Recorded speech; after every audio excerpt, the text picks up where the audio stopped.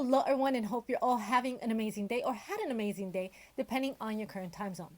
So, today I'm going to discuss panic attacks and how I was able to recognize my triggers and what actually worked for me and didn't, right? So a big part of my journey was obviously having two kids with disabilities and all the constant emergencies, right? It was crazy. It was insane. Every day it was something else. It was a new challenge. So when I finally said, okay, enough's enough, I really have to find a way to control this, because a big part of my panic attacks was feeling nauseous. And it's really hard to deal with craziness, right? Maybe someone is bleeding excessively in the family, which has happened. Maybe someone's having back to back seizures. Maybe someone has to go to the hospital urgently. I have to be able to drive. So, one of the major factors in my battle with panic attacks was just having that that onset of nausea, the hot flashes or chills. Like I was always like, oh my god, I'm like really like getting dizzy. So I would just have to sit down on the floor and I would go into the bathroom and lock myself in there for a few minutes just to try to get my composure back. And it's really hard to do that when you have someone like my oldest daughter, like bleeding all over the place. So a lot of times I had to mentally find my way back with limited time. Welcome to those of you guys that are new to my channel. Welcome back to my seasoned subscribers. On Mondays, I do videos all about fashion, accessories, just fun things that I enjoy doing to keep my mind off of the second half of the week videos, which are all about my two girls and their journeys battling two diseases, TSC and FSGS. TSC being tuberous sclerosis complex, or tumors that can grow in any major organ throughout your body, and FSGS being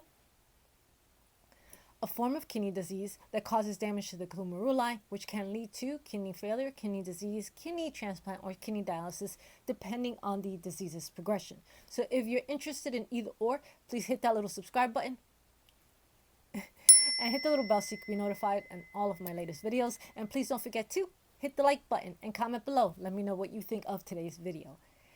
And please don't forget to hit the subscribe button. I'm that much closer to 10,000 subscribers. I want to thank each and every one of you guys. I really appreciate all of the love and support.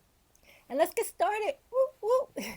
Okay, so panic attacks, shortness of breath, chest pain or discomfort, sweating, tremors, chills, you name it, it happens. My biggest symptoms was definitely nausea and the chills, right? So I would go into full panic mode. I knew it was coming because I would be like, all right, I'm starting to feel my heart rate like start pumping up, right? So you already feel that. If you do have panic attacks, you know what I'm saying. Another part of that is just the inability to just maintain focus was also a big part of my panic attacks.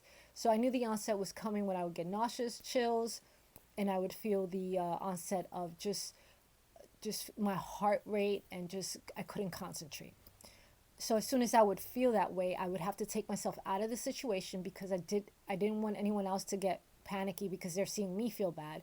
So I would take myself out of that situation or out of that scenario, find my composure, go into the bathroom, get water, splash water on my face, and start counting backwards from 20. That would start bringing me back down, just kind of elevate the situation. Excuse me, not elevate, de-escalate the situation so that I can start finding my ground and start getting back to business and attend to the issue on hand. Perfect example was when my youngest daughter got locked into a seizure for about 10 minutes. She was in there for a while.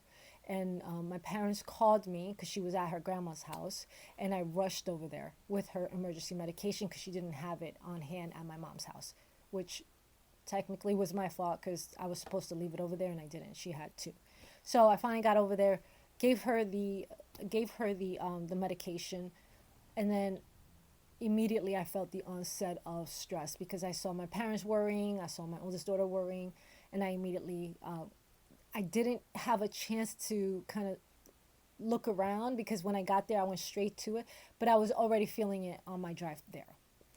Once I got there, I gave my daughter the emergency medication and I went into the bathroom because they had already called the ambulance because she was locked into that seizure for, at that point, about 15 minutes. She wasn't having any type of movement, anything. She just was having she was staring. She could hear us, but she couldn't respond. So we knew that she was still locked in there.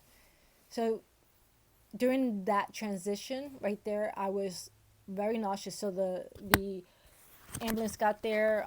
The medics were there helping her out, kind of observing what was going on. They were talking to my daughter, and I had to excuse myself and go to the bathroom, throw water in my face, start calming down. I started doing my countdowns backwards, and I started to feel a little bit better. But I was again feeling nauseous, so I had to sit down.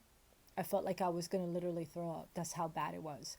And I felt the chills. Like I was like sweating and it was boiling hot. So I knew that I was there, right? So I had to calm down. So in order for me to calm down again, I started doing the countdown. So I counted back from 20. I started doing my breathing exercises, deep inhale and exhales. I did about 22 and I started kind of bringing myself back down. So I knew that at that point, my panic attack was kind of passing. Got myself together, got back out there, went with the medics to the ambulance, not the ambulance, but I followed the ambulance to the hospital. So these are all scenarios that, well, this specific scenario was really bad. I think that was probably one of my worst panic attacks besides when my oldest daughter got denied prior to her acceptance, the last one. I had a really, really bad panic attack that took me about 20 minutes to get out of. And the biggest reason why was because I was so consumed with worry, because she was towards the end of her dialysis at that point, because right before she finally got the transplant, obviously she was really, really sick. She was having a hard time walking. She would have to stop and sit down and take a deep breath. They were asking her if she was probably going to have to be on a ventilator, not a ventilator, excuse me. She would have to have, extra support with breathing machine. There was just a number of things, and she just wasn't looking right. The color in her face was completely gone. She was just having a hard time just even doing anything. Like, it was really a big struggle. So that was probably one of the biggest ones when she got denied that time.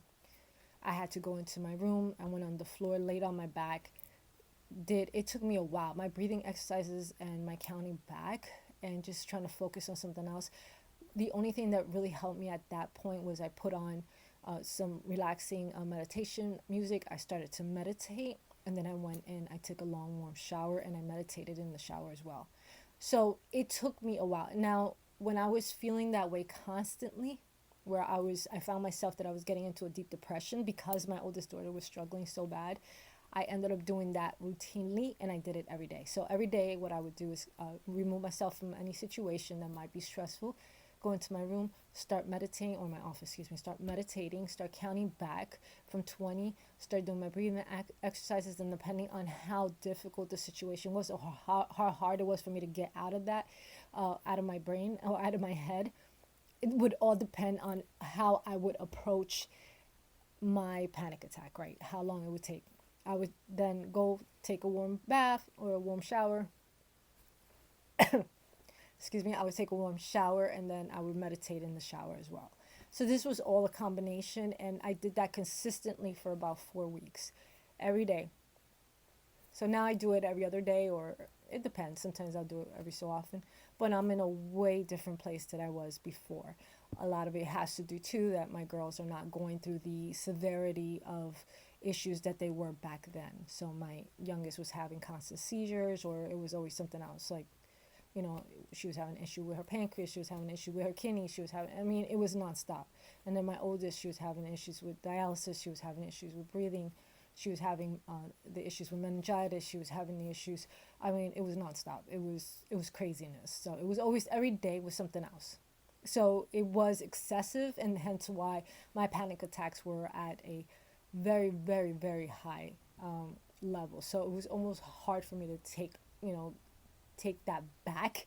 Like, literally very hard for me to just say, okay, it's time for me to find my way back. If not, I'm gonna get into a deep depression, because I took everything as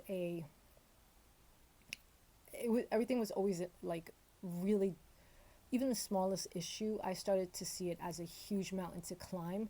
So I knew that I was going into a dark place. So it was really, really hard for me too. Now, a lot of this, it can occur like suddenly without warning. It could just happen. So you could be driving, just like one little thought, especially if you're having them constantly. one little thought can like trigger a panic attack. So I found that out the hard way. I was actually driving, and I had a huge presentation. I was driving to work, and I knew that I had to do this huge presentation.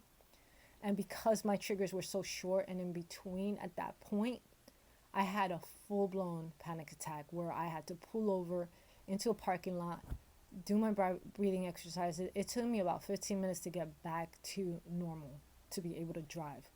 Now, if you do feel that way whenever you are driving, I highly recommend get off the road, get out of there, because you can literally have a such a severe panic attack that you can start throwing up. You can start having severe headaches or migraines where you can't think straight. You can have shortness of breath, so it's hard for you to even take deep breaths. It's so it's really really really important that you take that time to get off the road and get to a safe place where you can at least try to relax and get your head straight. So a big part of that too is that I connected my phone and I put on my meditation music, and I was able to get back down to just comfort. Now, the one thing that I did do there too is I went and I got some water.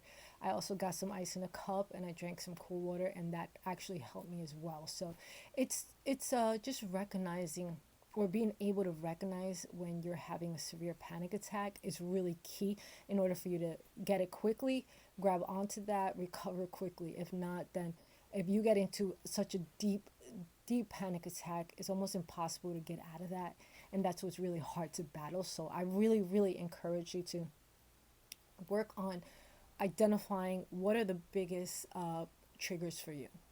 For me, the biggest triggers were my girls. Whenever they were sick or something happened, even if it was a small hurdle that I had to jump over, like my daughter, when she became of age, where she had to leave her old dialysis unit, where we knew everybody, we had, that triggered a panic attack for me, because I was just like, oh my God, how are we going to handle this? How are these doctors or these nurses going to be just as good? How is the process going to be? And for the first few weeks, that was just a nightmare. It really was.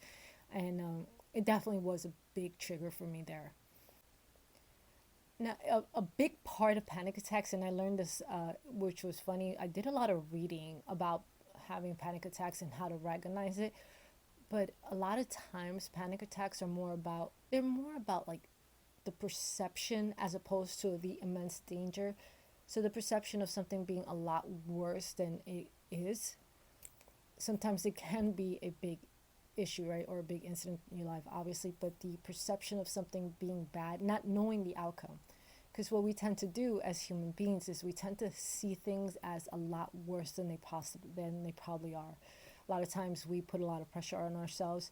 A good example for that, which was funny with me, was when my old boss retired.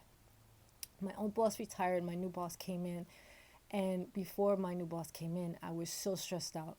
I was so stressed out because I didn't know how this was going to work out. I had been working for my old boss for about 10 years, and we all had our team together had a collective great relationship with our old boss. I was just like really worried about how is this going to, what's going to change? Is it going to be a difficult challenge working with the new boss? Is it just going to, and I gave myself a panic attack worrying about how this was going to work out. And then it ended up being fine. So these are things that you can work on, and ever since that incident right there, I went back to doing my meditation daily, and that's when I started feeling a lot better, and I started feeling a lot more like myself. Right? A lot of triggers too, like just family, my parents, and they're constantly dealing with their issues, and I have to care for them whenever there's an emergency, so that's very stressful as well.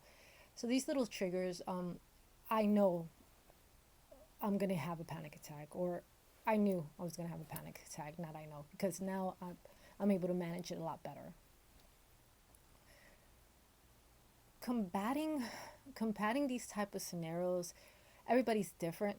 Everybody's different, so we know that everyone's going to have to deal with it a little bit differently.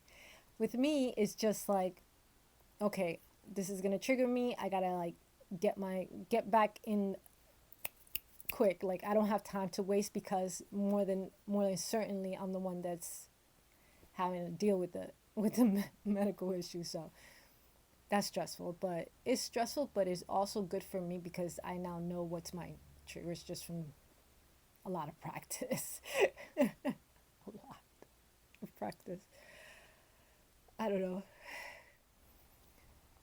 Now, one thing that my therapist helped me with is the 333 rule. I'm not sure if you've ever done it, but this helped me too as well. So, like focusing on three things that you can see, focusing on three things that you can hear, three things that you can, or three parts of your body, and then when you're done, you take three big deep breaths. So, three things you can see, three things you can hear, three parts of your body, and then take three deep breaths, and then you should be able to start calming down because you start refocusing your brain. So that was one really really good idea that my therapist had that really helped me as well. Exercising a little every day has helped me. I think that that's probably been the biggest factor, but I think that everything is complicated, right? Life is complicated. Anxiety comes in, panic attacks come in, and everybody's scenario is different, right? So the way you approach a situation is different than the way I might approach a situation, right? So something that might cause me anxiety might not cause you anxiety, and vice versa. So it's really important to just be able to recognize that. I highly suggest that you talk to a therapist, but some people don't want to. That's fine. Talk to a family member, a loved one, or someone that you feel really comfortable with, and explain to them what you're going through, and maybe they can give you a little bit of suggestions, maybe something that they're dealing with, right? And just be open to talk about that too, because a lot of times we want to keep quiet about this stuff because we're a little embarrassed. I wasn't really embarrassed. I was more of, I don't want to put that pressure onto the people that are dealing with their own medical issues, right? Especially my daughters. So, okay, guys, I hope this helps. I know that, sometimes we deal with things that we want to just kind of deal with it and kind of overcome it, but I think that it's really important that we recognize our own shortcomings, right? And try to find ways or solutions to help yourself feel better, especially if you are a caregiver or someone that's supporting another loved one. It's really important for you to have that straight mindset, right? So that the situation doesn't get worse than it already is, right? Or doesn't get crazier than it already is. Anyway, guys, thank you again for taking the time out to check out my video. I hope this helps, and I hope that you are doing well and that your loved one's doing well. And please don't forget to subscribe to my channel, and please don't forget to focus through and evolve. Ciao.